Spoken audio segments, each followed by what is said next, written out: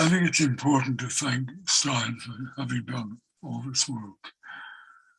The power of his scholarly achievements in Greek and philosophical discourse, and the power, even greater, of his own poetic activities, his own writing over so many years, makes me think no one could have done the Hermetica or the texts of Parmenides and the commentaries, the elaborate commentaries on Parmenides, as Stein has done them. So thank you. Thank you. It was very gratifying to hear Alana read the text of the Apollos, Apparition of Isis. Gratifying because I wanted to hear a woman read that marvelous passage about the appearance of the ultimate other of so much male discourse. After I read Charles's poetic translation of that passage, when I say poetic, I mean his translation into English verse of the Latin text, I found myself writing this. She comes across the water and we see her. Seeing her changes everything.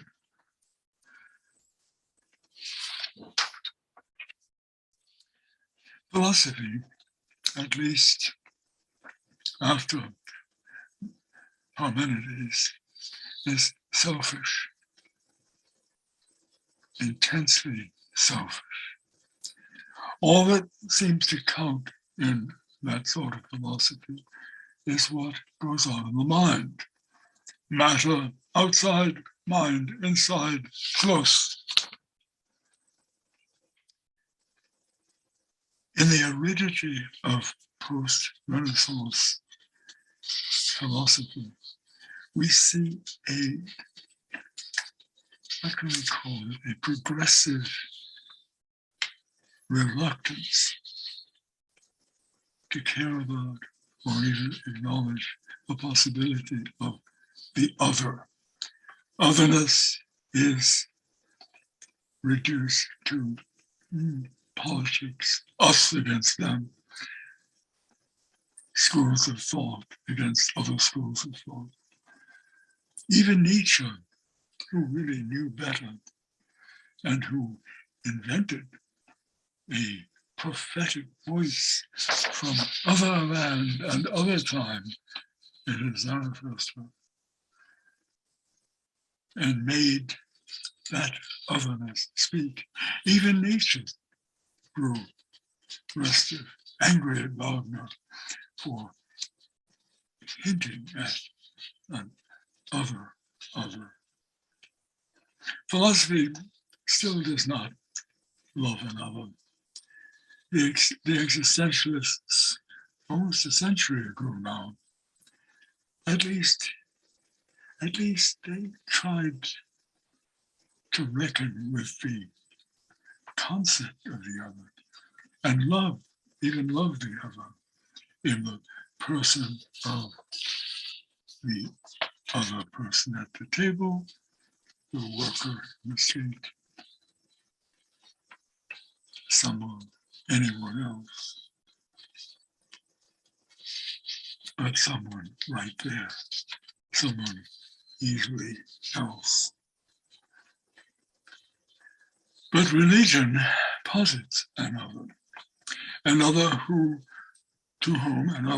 to whom we are somehow relevant, another the religious mindset even dares to suppose speaks to us, dares to think it appears to us, walking across the sea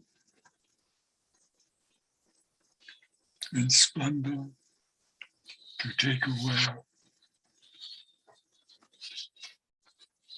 our false sense of self, our asinine delusions that we are all that's there, that I am all that's here. It pleases me that Stein includes Lucius's radiant and poignant poetic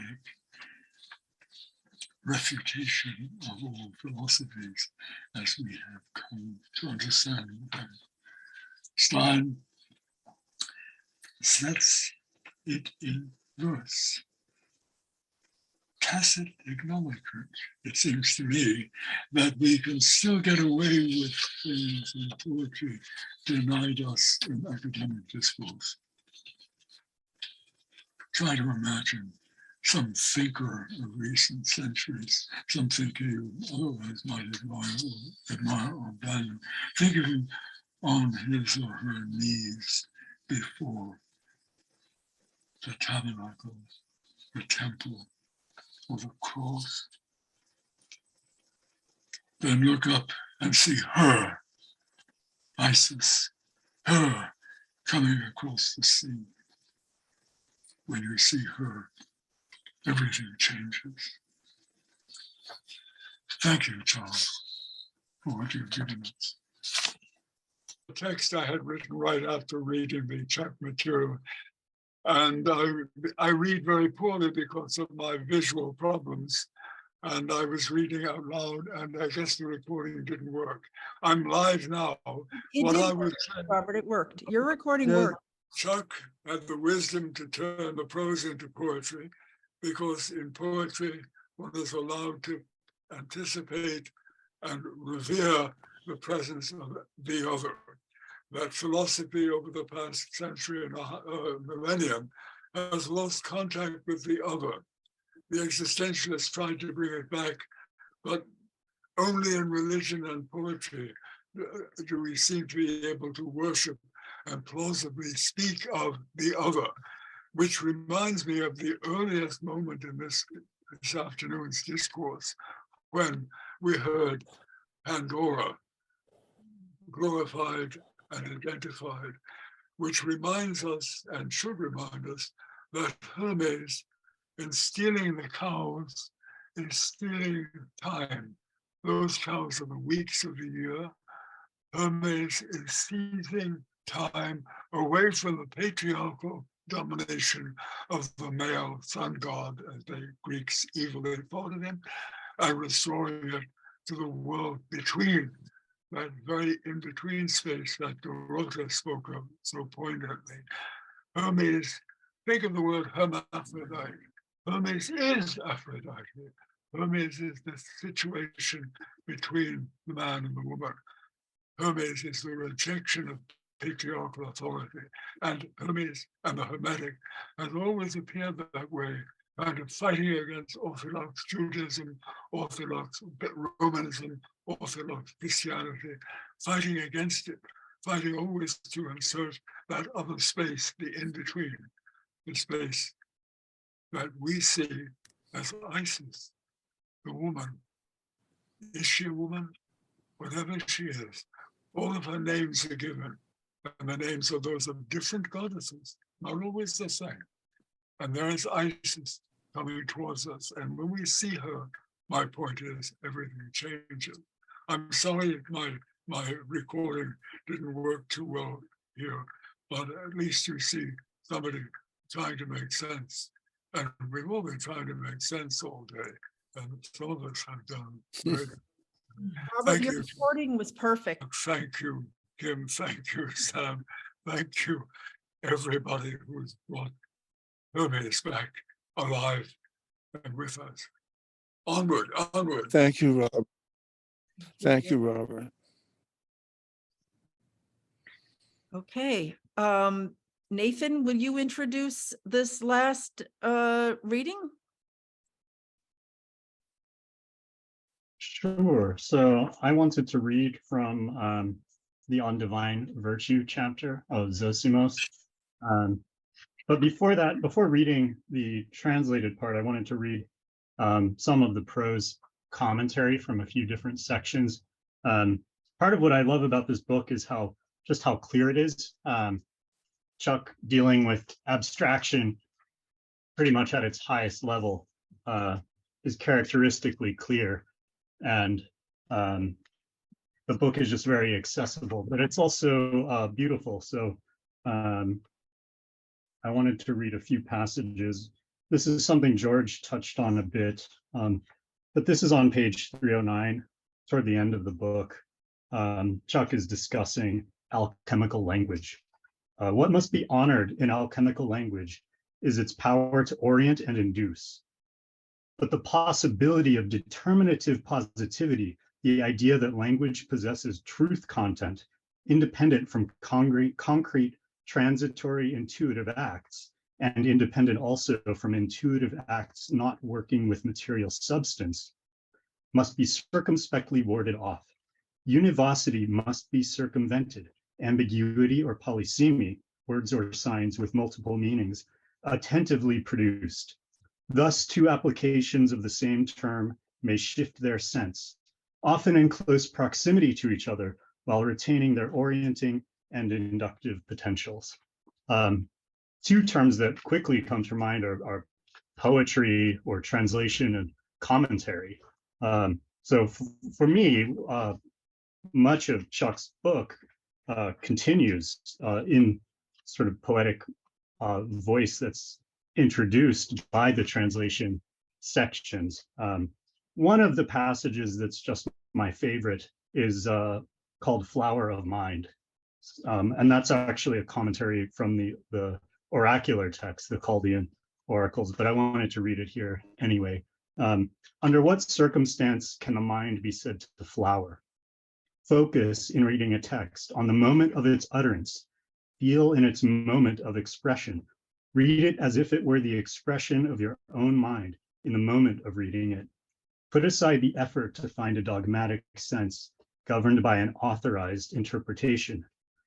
Especially do not search for the text's historical origin to locate its privileged authority, but do so rather to establish your own relation to the principle of its vitality, as if to rekindle in your own being its unpredictable anarchic potency.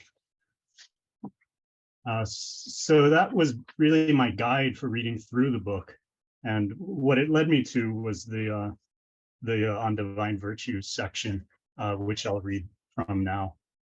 So Praxis A. I don't know if I'll read all of this section. I think Chuck, maybe you wanted to end it. So feel free to cut me off. But the composition of the waters and the movement and the growth and the removal and restitution of bodily nature and the splitting off of the spirit from the body and the fixation of the spirit on the body are not operations with natures alien one from the other, but like the hard bodies of metals and the moist fluids of plants are one thing of one nature acting upon itself.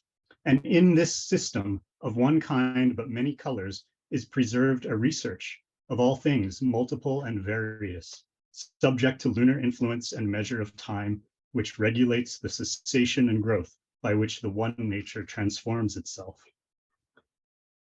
And saying these things, I slept, and I saw a certain sacrificing priest standing before me and over an altar which had the form of a bowl. And that altar had 15 steps going up to it. Then the priest stood up, and I heard from above a voice say to me, I have completed the descent of the 15 steps and the ascent of the steps of light. And it is the sacrificing priest who renews me, casting off the body's coarseness, and consecrated by necessity, I have become a spirit. And when I had heard the voice of him who stood in the altar formed like a bowl, I questioned him, desiring to understand who he was. He answered me in a weak voice, saying, I am Eon, priest of the Adytum, and I have borne an intolerable force. For someone came at me headlong in the morning and dismembered me with a sword and tore me apart, according to the rigor of harmony. And having cut off my head with a sword, he mashed my flesh with my bones and burned them in the fire of the treatment, until my body transformed. I should learn to become a spirit. And I sustained the same intolerable force. And even as he said these things to me, and I forced him to speak, it was as if his eyes turned to blood and he vomited up all his flesh. And I saw him as a mutilated image of a little man, and he was tearing at his flesh and falling away. And being afraid, I woke and considered, is this not the composition of the waters? I thought that I was right and fell asleep again. And I saw the same altar in the shape of the bowl, and water bubbled at the top of it. and in it were many people endlessly, and there was no one whom I might question outside of the bowl. And I went up to the altar to view the spectacle, and I saw a little man, a barber, whitened with age, and he said to me, "What are you looking at?" I answered that I wondered at the boiling water and the men who were burning but remained alive. And he answered me, saying, "The spectacle that you see is at once the entrance and the exit and the process." I questioned him further, "What is the nature of the process?" And he answered, saying, "It is the place of the practice called embalming. Men wishing to obtain virtue enter here, and fleeing the body become spirits, both a spirit and a guardian of spirits." Oops, I said to him, "And are you a spirit?" And he answered, saying, "Both a spirit and a guardian of spirits." And he was saying these things to me, and as the boiling increased and the people wailed, I saw a copper man holding a lead tablet in his hand. He spoke aloud, looking at the tablet. "I counsel all those in mortification to become calm, and that each take in his hand a lead tablet and write with his own hand, and that each bear his eyes upward and open his mouth until his grapes be grown, his mouth until his grapes be grown."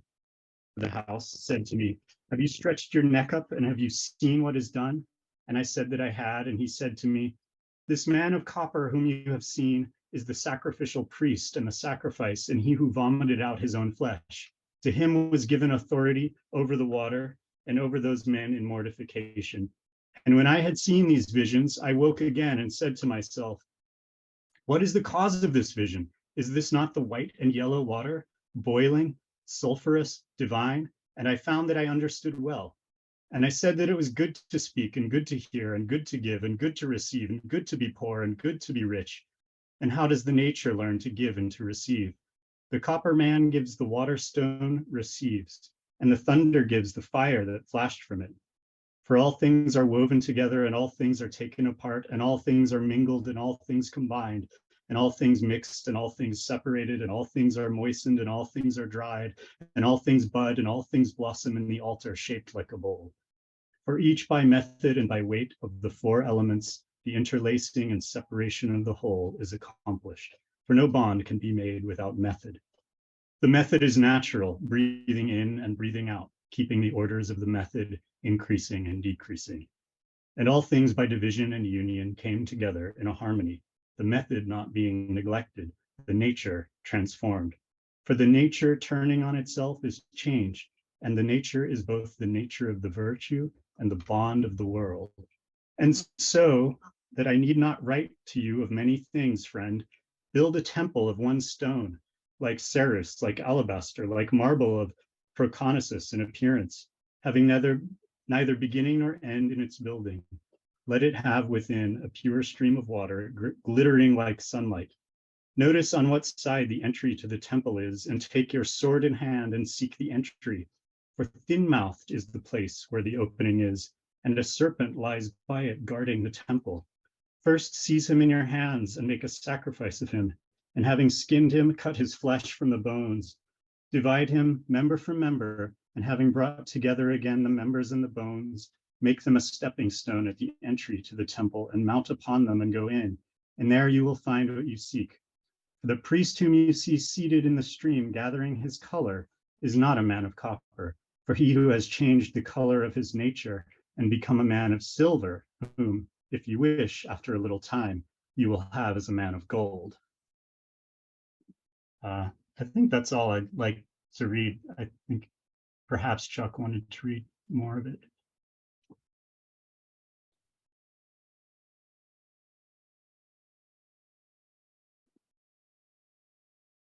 Fantastic to hear it.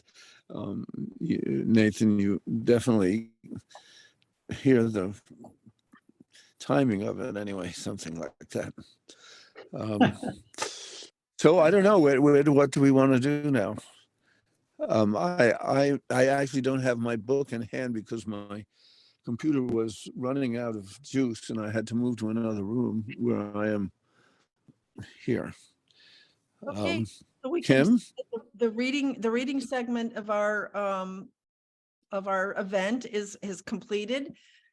Thank you guys so much. I mean, I think we're all just digesting, integrating, and musing upon the parade of beauty that has gone before us. Now, if this was any kind of conventional event, we would say, okay, we've gone 50 minutes over, whatever it is. Let's say goodnight, and we can do that. But we can also continue the conversation for those who want to, for some period of time until it feels like we don't have energy anymore. This is how I'm thinking. Sam, what do you think? Sam, are Well, you one there? thing is yeah, I'm here. I sent on our chat window the link to Google Drive, and you can click that link if you want to tap Robert Kelly's talk. So that's there. And yeah, I would love to talk in a free way. Anybody who has anything to say about anything. Yeah, I'm happy to be here. Well, I have a question, Chuck. Hey, Hi, Robert. I well, after listen, as you know, I'd spoken to Dorota a little bit, and while I was listening to her talk about poem enders, a few things dawned on me I had not thought about before. I mean, the one thing she talks about that section being more conducive to a performative approach, and then I said to myself, as if to say in Greek poetry that there is anything else but, and something I hadn't considered before, and I was thinking about the Parmenides. I was thinking about the performative aspects of it potentially.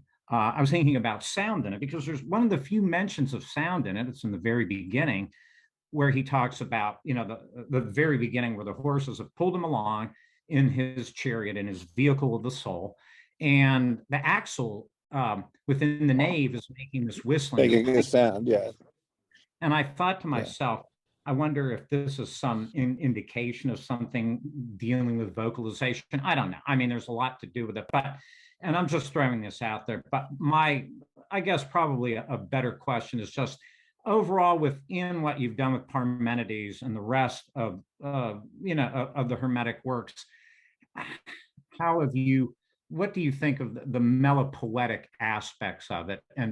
And was that something that you tackled in your translations, this dimension? Or I know it's a loaded thing and it's so complex, but I just wanted to throw it out there. What was the first thing? Because I actually had a first response to the first thing you were talking about. Hit it again quickly. Oh, with Parmenides. Okay. Parmenides as being considering Parmenides as a performative piece and the role that sound may play within it, or within the language. What I'm concerned with is the melody. No, wait, no. It was about the sound of the axle and the chariot. That part, yeah. The Parmenides. Yeah. Okay. So, but there's a book. The horses are pulling him along, and beneath him is the axle within the nave, and it's making this piping or whistling noise. Yes, there's a book called Tantra Vidya, and it's, you know it, but anyway, it makes a whole Kundalini thesis of that sound from the Parmenides, and he wants to read the Parmenides as a kind of Vedanta something. So that's been kind of noticed in some sense, but exactly, you know, the question is who is making that sense. So I'm perfectly happy to make that sense as something that could be part of a reconvening of possibility. Thank you. So the other thing was about, in general, sound. And I'm not sure what the actual question is. There's to be more specific, how you dealt with, you know, with any of the melopoetic aspects of the Greek in dealing with the English translation, if it was a consideration or how you thought about it, or just very general. No, it's an instant by instant consideration, and almost considering nothing else. The way in which meaning is being mediated by my impulse to give it sound. That's what's happening in my body. Okay. And certainly, I mean, none of my translations, certainly from particularly the Homeric, could have happened without my having drunk a lot of pound. Okay. Gotcha. It's like, I mean, George would always be critical of that. I would, when I was working on it and reading it, I would try to read it in a kind of pounding voice, which I kind of had to learn to drop. But it's because I've always felt that the cantos is Homeric from beginning to end, in that there is this use of the caesura in the line. Okay. It's not like it's not imitating hexameter, and I'm not either. But there's a feeling for it. There's something about a feeling of the Homeric line that is transmits something that's other than trying to imitate the hexameter. In sort of reading through any of it, what you get is there's a loose pentameter with a significant number of lines that actually, if you're sounding them sensitively, actually are dactylic hexameters with the caesura. And sort of the part of the impression of those texts is that they maintain something of it, but it's not like you're can deal with it programmatically or literally. Yeah. But it's when you hear it there, that's what I'm hearing. Good. Okay. So I don't know what more than that. I mean, I thought you were going to talk about magic sounds and the poetics of the subsemantic. Well, that was, Which I I'm was also thinking very that too. I interested mean, I in. wasn't wanting to get too far ahead of it, but yeah, with the axle spinning there, this piping, this whistling sound, I think of a number of things, including the hypnagogic aspect of what Parmenides might be suggesting. Oh, I see. Well, I think some of that is, Moralatus talks about that in some way. Kingsley talks about it in some way. You're right. Yeah. The people who feel that there is something hypnotic in the prosody, and I've never felt that was a very rich way to go about thinking about it, because I don't think that the hypnotic is happening at that level. There's certainly a lot of hypnotism and in the sense of stimulation or induction of imaginative events. But I don't think it's exactly at the level of some incantatory use of the hexameter. I just don't hear it. Yeah, I was just speculating wildly. I mean, and the big thing with Parmenides, since it is fragmentary, it's so difficult to tell. I mean, I think you're going to go out on a limb anytime. Oh yeah. No, definitely. To me, the part of the poetics issues that I'm concerned with are the peculiar grammatical peculiarities, which if I had a classicist, I could confirm that I'm not talking through my hat. Maybe I am, but that actually doesn't change the actual force of it in terms of the total projection of what I'm doing, I don't think. I mean, namely that in the third fragment, where it says it's usually translated to think and to be or one and the same. But I have an opinion about that appears in both books, that the word esti, which is cognate est, is third person singular, a verb to be, that in that sentence, well, in the sentence that precedes it, where he's saying it either is or is not that that whole aspect, that there's this choice between is or is not, and the usual translation of it is or it is not, as if there were a reference to the pronoun it. That there is something in Yeah. addition to simply is that you would have to add to say what is, except that Yeah. in Parmenides it's not there. It doesn't say it is. It just says is. Mhm. And in order to make that, it is becomes a kind of noun. Ah, It takes the yeah. place of a noun. So when we get to the next fragment, which says the same, to think is and to be, the is not the copula identifying thinking and to being in some general sense. It's that object of to think.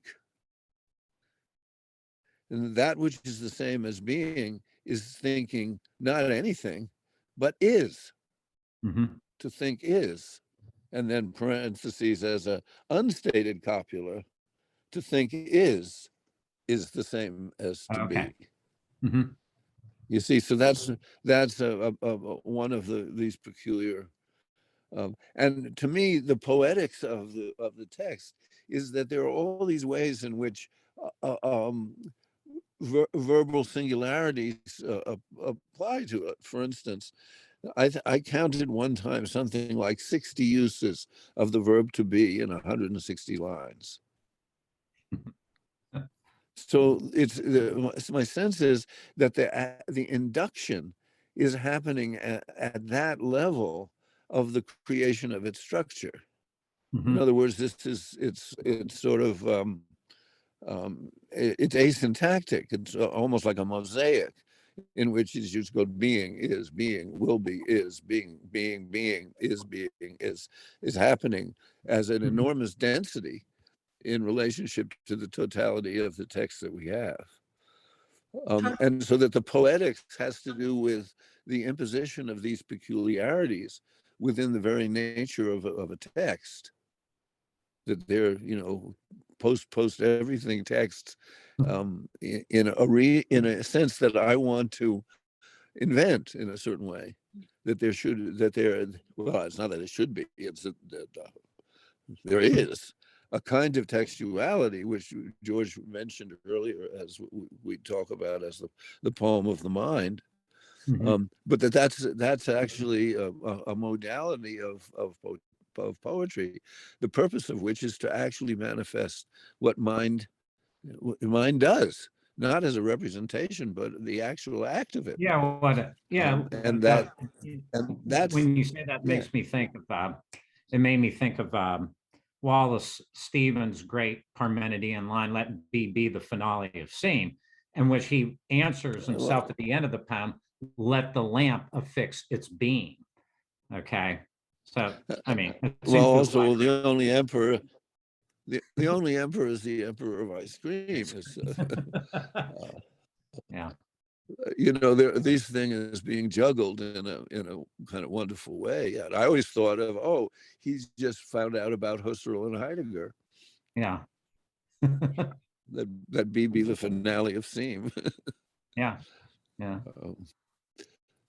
Chuck, just to ask you, the mosaic, the repetition, which creates a mosaic, to paraphrase, that you just spoke to, would the principle at work there be that that repetition is the induction?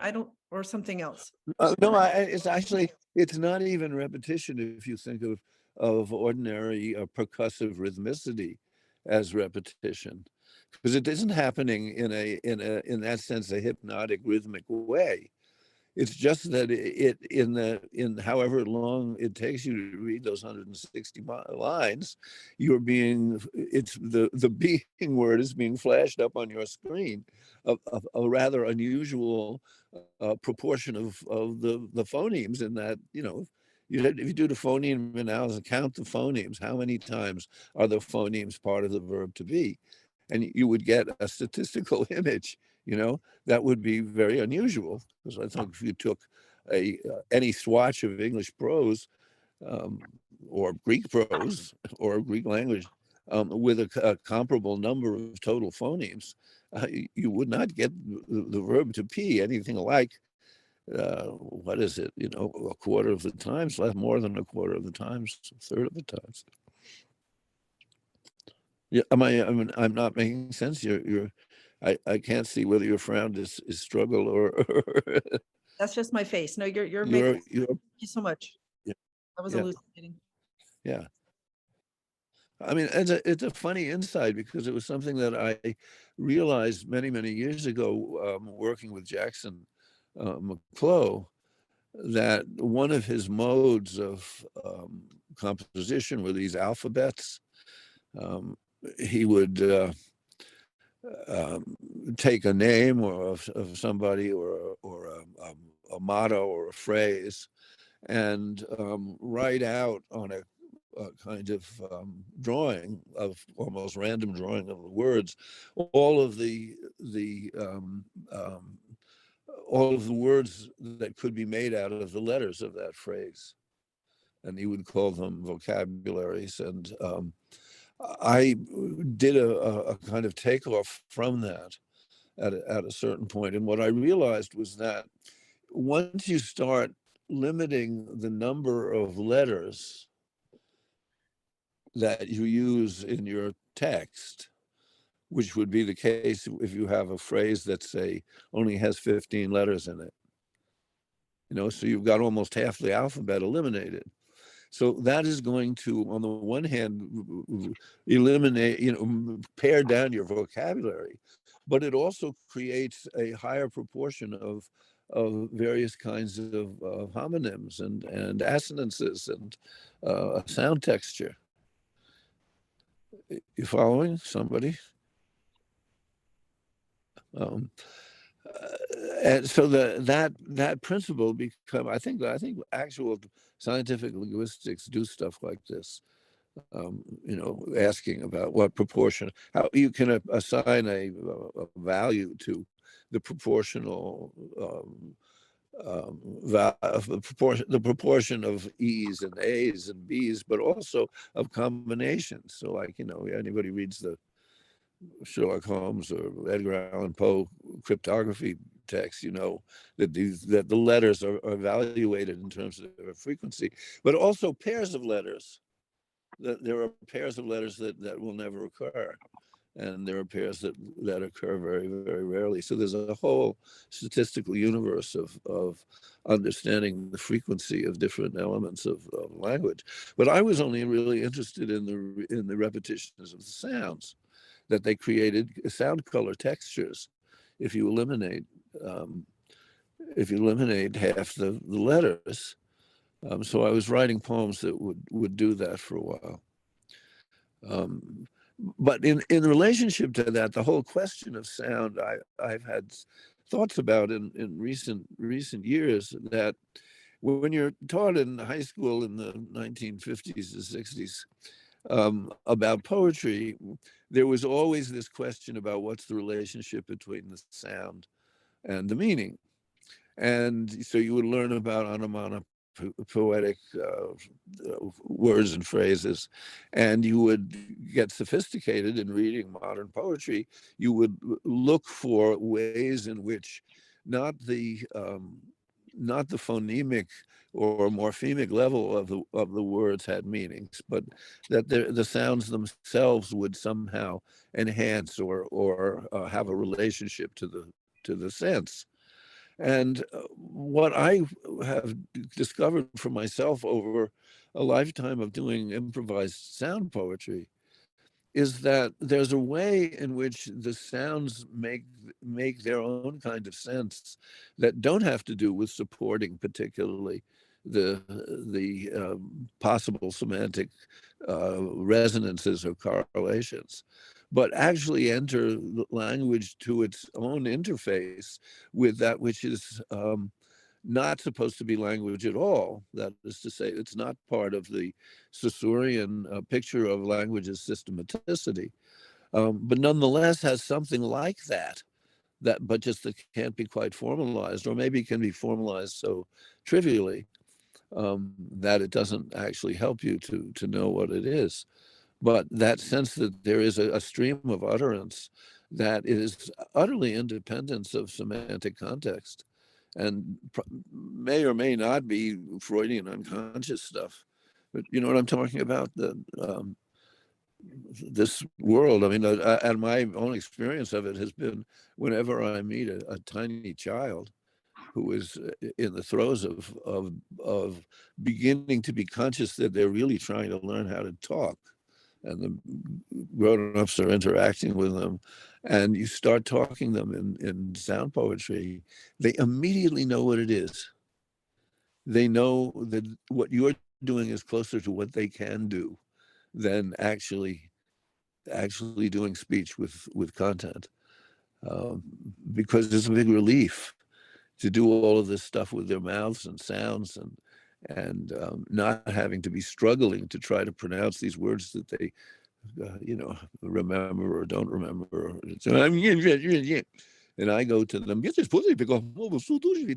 and they just crack up. Almost common language. They know it's funny. So that has something to do with, you've got me just running because my mind is now tired running. But it has something to do with gematria. Hello? Everybody there on gematria? Here I am. Probably not. Yeah, it has to do with simply the entering into the aspect of the language which has all kinds of correspondences and sequences and possible meanings, but are not instantly captured within the systematicity of the linguistic model for what language is. And that the sound poetry business and gematria is a kind of similar thing. It's like reawakening the dimension of language which has to be transgressed in order for language to do its usual job, namely the sound sense barrier, the phonological phonemic barrier. And that the barrier can be crossed in many, many different ways. It's not just a rigid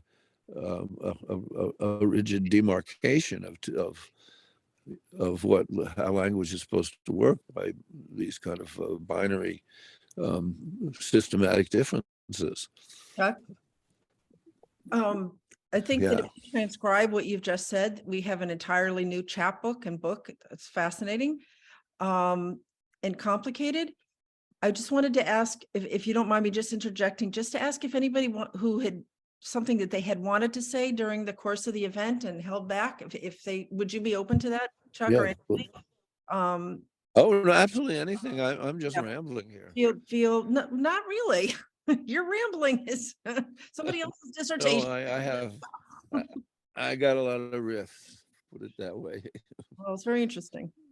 Thank you. So Thank no, you. for certain, anybody wants to talk about anything or ask me anything, please. David Perez Martinez had a thought. Just unmute yourself, David. Hi. I'm so happy that you brought up the question of sound. And I was just thinking it's so much more even fundamental to language, because the fact is that way before there was a nervous system that can produce language, right? Sound was their influence in that. The evolution of every nervous system of every creature that exists has occurred under the influence of sound. And so these creatures that even came before us evolutionarily, had already codified sounds in so many different ways to respond to it emotionally. And that way, so by the time creatures like us came in, we can create language and attribute meaning to the sound and all that. That was an extension of, something that's so, that's so much more deeper and ancient than that. I mean, if we go to, so it gets to the very essence of what it means to be a human being and what it means to be able to create, period, for us, and certainly to create art.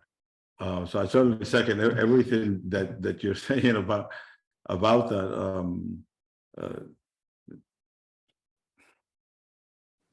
Thank you. Well, thank you. I have endless ways of developing any of these different things.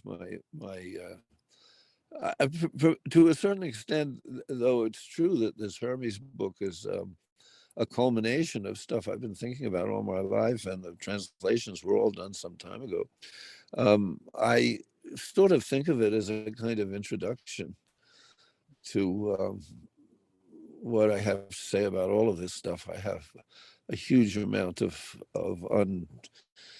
undigested ratiocination on all these subjects. So I don't know if I'm going to figure out how to do it, or whether it'll just be in whatever it is if I don't. But I mean, yeah. Oh, please, yeah. Hi. No, I didn't mean to cut you off. Go on, Chuck. I Go ahead, Dorota. It's okay. I came to the end of my brick. Okay, all right. Well, I just wanted to say something responding to David, but also to the conversation that we had last night. And it is about what I told you, this very interesting book by Richard Steiner on the Northwestern Semitic serpent spells in the pyramid spells.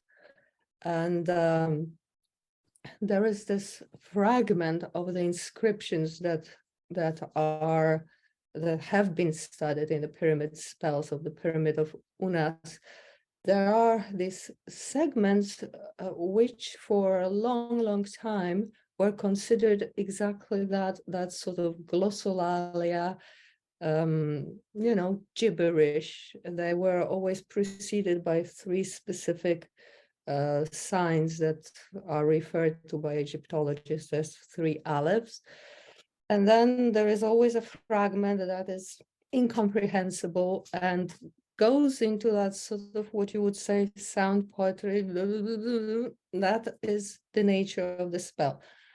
Very recently, about a decade ago, the Semitic language specialist pitched into the Egyptology and were able to reconstruct the narrative and the interpretation of these spells in the pyramid text.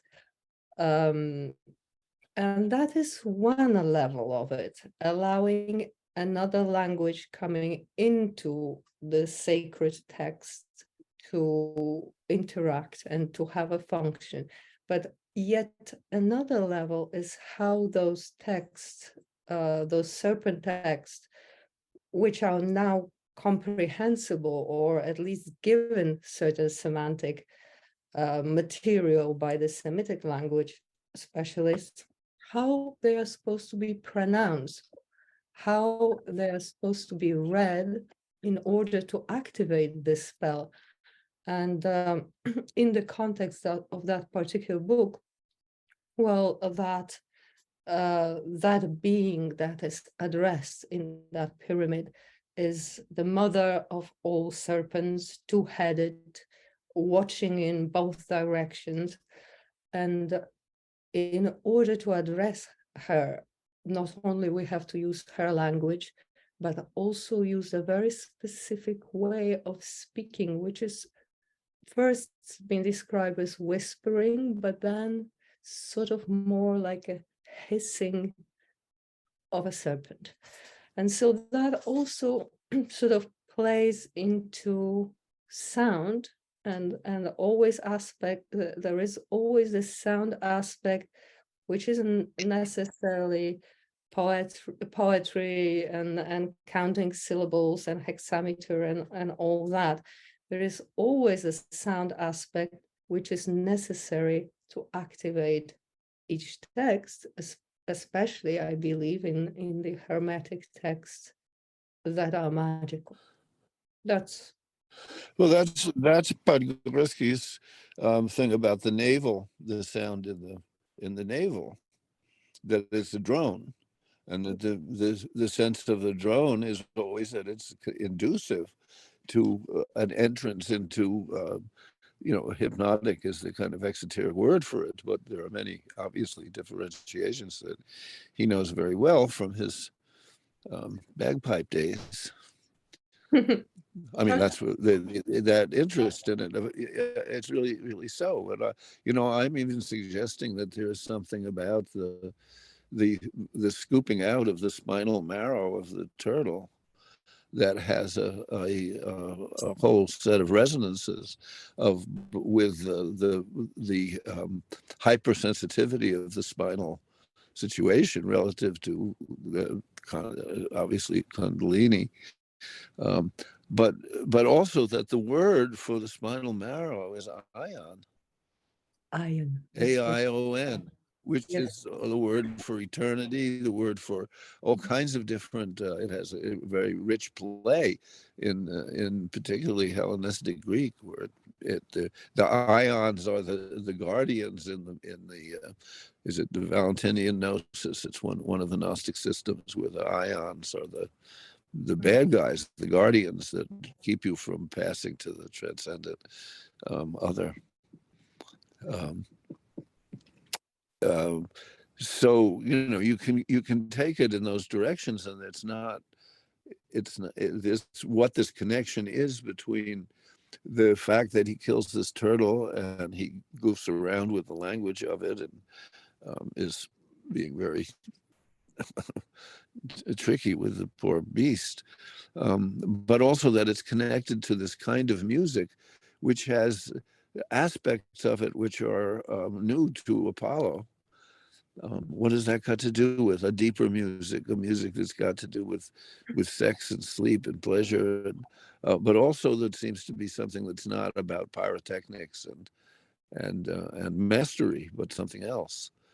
So that was sort of one of the themes, really, that just occurs mosaically, really, in my book, is the recurrence of this interest in not just sound as a category of thing, but as listening, or listening and intoning. So you get the eunces on the one hand, and the whole construction of spiral motion and proportionality and the whole of the Pythagorean world, but also as in its cosmic function and in the Chaldean oracles, where these tops that spin around and make a sound, inside of which you receive the messages from Hecate. That it's an instruction of the method of this induction, and the induction is always on the sound side. And it's so common in oracular knowledge that you have the why are they called the oracles? It's as if in response to an oracular inquiry. And the method for the inquiry are these tops that spin and make a sound, but which are also cosmically emblematical of the spirality of the emergence of the planetary system, which seems to be what is presented through there, of this spiral energy that occurs in the descent of that fire of mind. So the sound is there. There's the B oracle sound, and there's the whole introduction to the theogony, which is about the transmission of the capacity to make sound, the muses. So it's all, these are, I'm not putting them together in some kind of a doctrine, but just making more like a Poundian what does he call them? So, ideogram. Chuck, I think we're gonna. Okay, sorry. No. This was absolutely beautiful. And Dorota, thank you so much for that offering. I mean, what a rich tangent. Oh my God. But I think we will say goodnight unless anybody thinks we strongly we should Yeah. not. Okay, The one thing I wanted to say is, a little bit. I just wanted to say poetry came before language. And just wanted to say that. I wanted to emphasize what Robert delivered is really a standalone work of art. And I recommend anybody, all to check it out. And thank you very much. That's all I got. Sam, thank you. And well, also before everybody goes, I want to thank you guys, Sam and Kim, and everybody who participated. This has been a wonderful day for me. So We thank thank you all so much. Thank you. Thank you. Bravo, chat.